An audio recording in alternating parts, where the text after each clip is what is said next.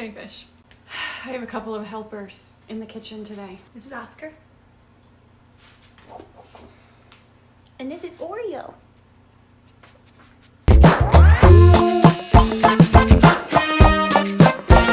In honor of Black History Month, I did a little research and I found out what Martin Luther King Jr.'s favorite food was.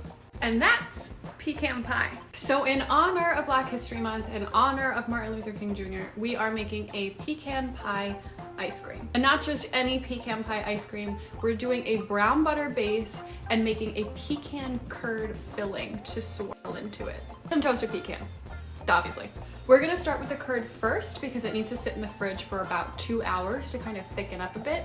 And then we'll get into our brown butter base, which is super easy. The base doesn't include any eggs in it, so it's kind of just heating up some milk, sugar, and cream, and then adding our brown butter to it.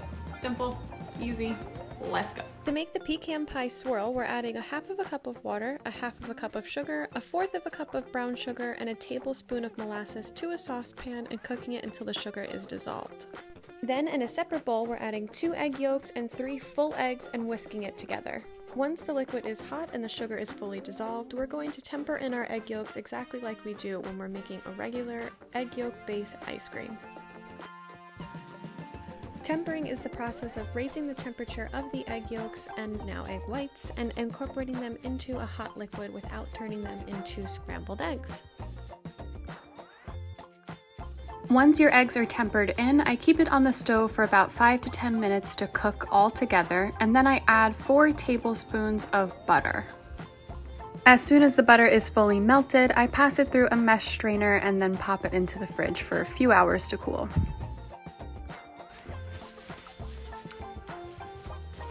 I'm very sticky. Time for the ice cream. We're adding 1/3 cup of sugar, 1 cup of milk, and 2 cups of cream to a pan until that sugar is dissolved and that liquid is scalding hot. In the meantime, we're browning 3 tablespoons of butter in a tiny pot and adding that brown butter directly into our milk, sugar, and cream liquid, giving it a good mix together and then letting that cool.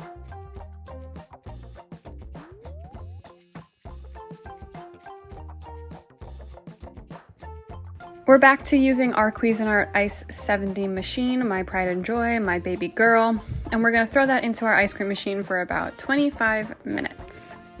Once it's all churned, we're going to layer layers of the ice cream with a drizzle of our sauce and some toasted pecan. I mean, it smells like a pecan pie because it smells like toasted pecans and sugar. So.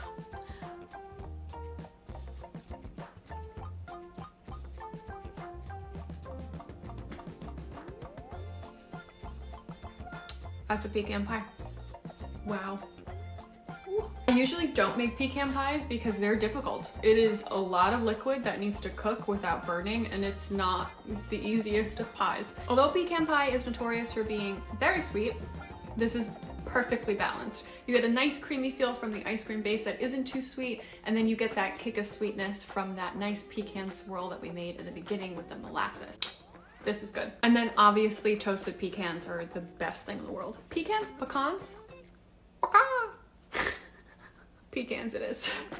I also want to point out that I don't think I have ever successfully needed to toast some type of nut and have successfully properly toasted it on the first try. I always, without fail, could probably bet on the fact that I burn the first batch of nuts that I'm toasting before I learn my lesson and then toast the second batch properly. Just me? I don't know. That's a wrap on pecan pie ice cream. I hope we did Martin Luther King proud. Happy Black History Month. Have a good week, and I will see you next Wednesday for more ice cream. Bye.